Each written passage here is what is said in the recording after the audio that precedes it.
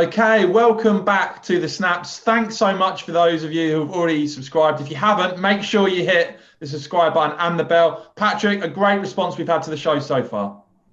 Yeah, people are loving it, aren't they? I think they appreciate the stories we're covering, the angles we're taking. If it's possible to be upbeat, we'll be upbeat because we know we live in a great country.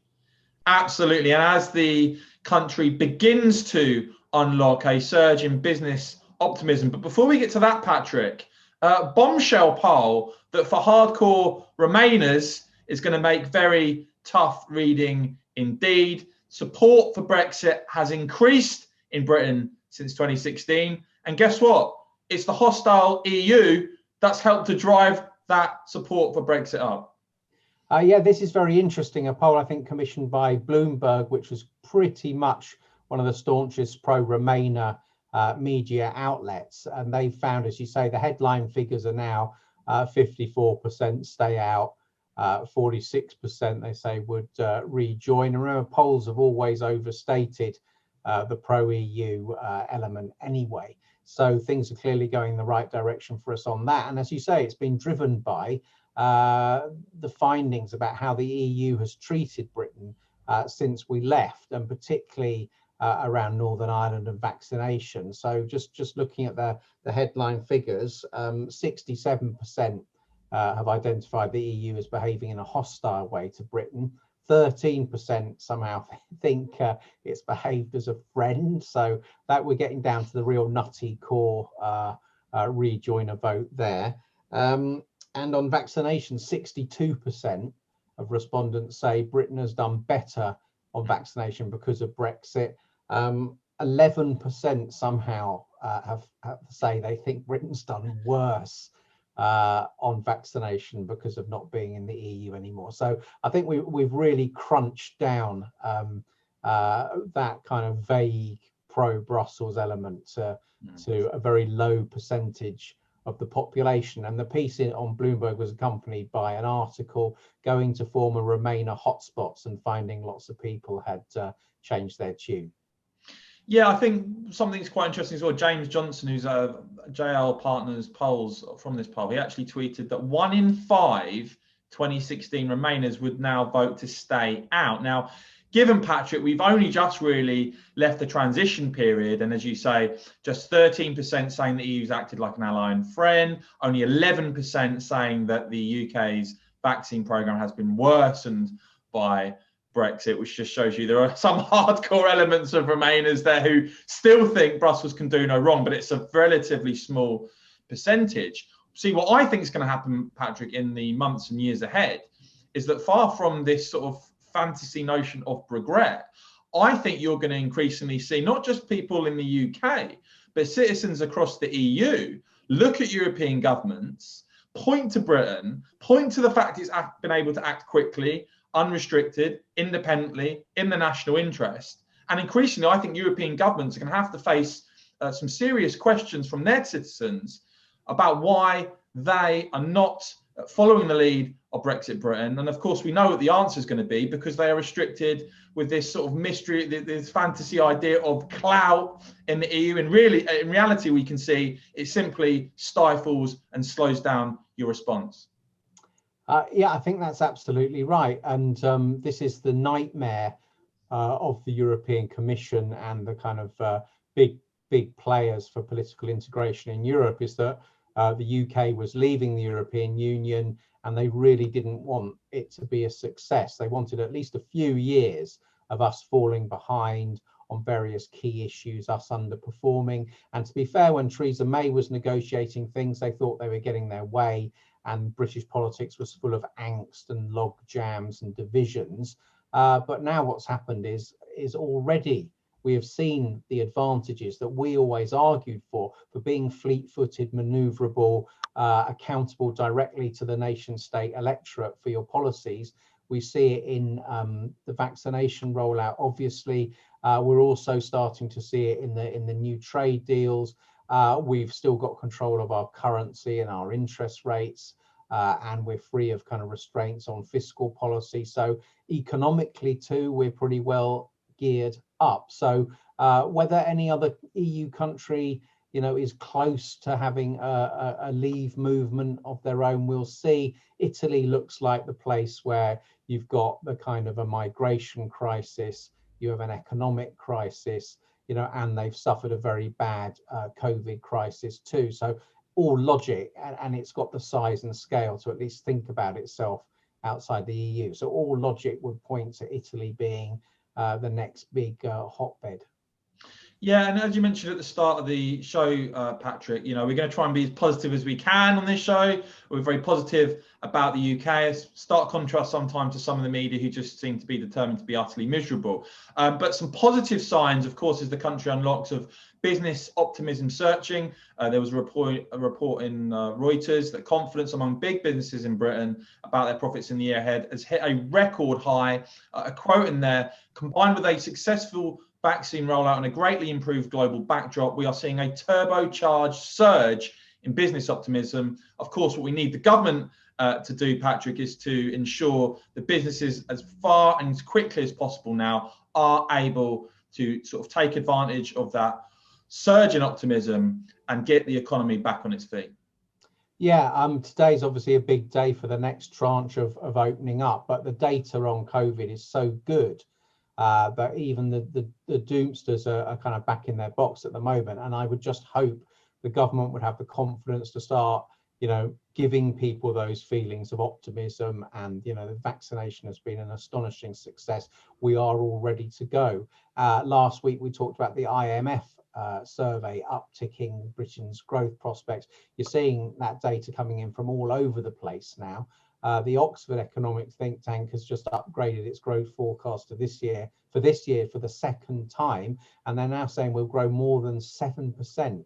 That's quite astonishing. If you think back to the financial crash of 2008, it took 5 years to make good the economic ground that we lost in that financial crash. Now, everybody pretty much is now saying that the British economy is going to make up the COVID crash, which was bigger, is 10% rather than a 6% crash. They're going to make it up within 2 years, which will be quite a remarkable performance. So, and far from being held back by some negative Brexit effect, we're opening up new trade deals. Optimism is there. There's a wall of money, let's face it, among kind of older and better off people who haven't been spending for the last year or so.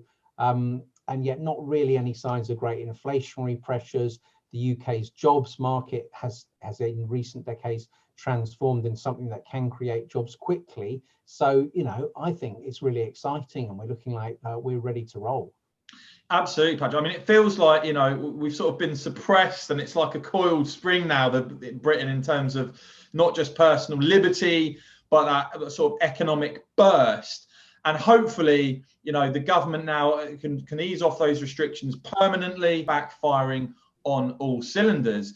And of course, that's led to speculation. We're going to talk about the Labour Party. I know you want to talk about that again, but the speculation that Keir Starmer, who of course is struggling, that you could see the Fixed Term Parliaments Act being abolished. And could we therefore see, with the sort of economic optimism, with the consensus growing behind Brexit, of Boris Johnson bringing forward a general election to 2023 or maybe even 2022? Well, look, I think certainly the Fixed Term Parliament Act should go and will go. I would still strongly expect general election to be in the middle of 2024. Now, if you absolutely wanted to get, it's like being a chef, throwing in all the ingredients, boiling the pot, just getting to that perfect point, you could argue that might come in 2023 if we have had 2 rip-roaring years of growth. But I think the government is confident enough when looking across the gangway at the Labour Party to run to 2024 and not to chop a year and a half or whatever off a parliamentary term. I mean, we know we're not going the full 5 years because the Prime Minister won't choose to have another winter election. So, I think a 4.5 year parliament is still by far the most likely outcome. And if the government was wise, given its position, it shouldn't fret too much about how it might be able to beat the Labour Party. It should just get on, implement its policies. Let's have the growth, and the actual politics of election will take care of themselves. Now, Patrick, something we've spoken about before, the state of the Labour parties. There were 2 polls out the weekend, actually, that had the exact same findings. And what they both found was that Labour currently, as it stands, 9 points behind the Conservatives. Pretty abysmal figures, again, for the Labour Party. And my theory on this is, if these elections are as bad for Labour as they have the potential to be, if they lose places like Hartlepool, if that goes blue, then will Keir Starmer be able to cling on as leader until the next general election? I mean, I still think the odds are yes, because they've got such a paucity of alternative candidates, you know, and whoever is in charge of Labour is bound to try and ride two horses. I don't want to stretch the metaphor, but the two horses don't like each other. You know, one side of it is the liberal left, anti-nation state, pretty much anti-British identity politics. The other side, the socially conservative working class, which has kind of wandered off in a different direction. So I can't really see changing riders, sorry, is going to work. But I have noted that there's definitely a change in approach from Starmer. And I would say he's turning Labour into the faking it party, because most of us remember that video that dribbled out a few weeks back of him when he was a QC, joking that he'd many times argued for the abolition of the monarchy.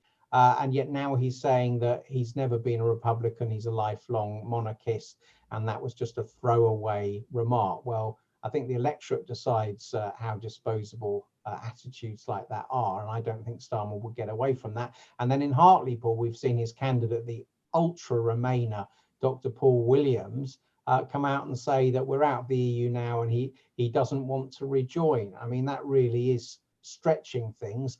You know, it can't be a coincidence he's decided this when he's trying to win votes in a constituency that was 70% Leave, 30% Remain. So what Labour seems to be doing is faking their underlying stance. But I think the voters are too canny to fall for that. And it just does show that they've reached a crisis of confidence where they realise that their underlying metro leftist views are just incredibly unpopular. Yeah, and you know, all of these words from Starmer ring pretty hollow when the Labour candidate for Hartlepool, obviously a constituency that voted 70% Leave, in a country that is increasingly united behind that Leave position, pick a guy who was a former MP for a different constituency and who is just a Remainer. I mean, do Labour not want to put forward anyone with anything vaguely positive to say about Brexit? Well, personally, I don't think they'll get past the starting block as being considered for government while they're being led and run by a whole cadre of people who tried to steal the referendum away and keep us in the EU. And yet they've got almost nobody of any note in their parliamentary party who wasn't part of that process. So they're really stuffed. And I think what's interesting about the change of leadership is you've gone from Jeremy Corbyn, who was very much in the mould of Karl Marx. And if you couldn't win your arguments, you just shouted louder and you stuck to the theory. But now we've got Keir Starmer, who I think is more following Groucho Marx, who famously said, "These are my principles, and if you don't like them, well, I've got others." So he's really reduced to this sort of sharp-suited, slippery lawyer who will just tell you what you want to hear. I don't think either of those versions work. So the Labour Party is in massive crisis. If we get that economic surge, you know, new jobs and a feeling of prosperity, then they are in massive trouble. Well, we won't have very long to find out just how much trouble the Labour Party in, because we've got a huge set of May elections. We'll be bringing you all the very latest polling and reaction to those May elections. So guys, so make sure that you don't miss out. Make sure you hit subscribe. Me and Patrick will be doing these shows pretty regularly. And Patrick, as I said, we're rocking and rolling. We're enjoying them, and we're thanking people for watching. Yeah, absolutely. More to come. We'll keep our voice going, and the more of you come and watch us, the merrier. Brilliant. Cheers, guys.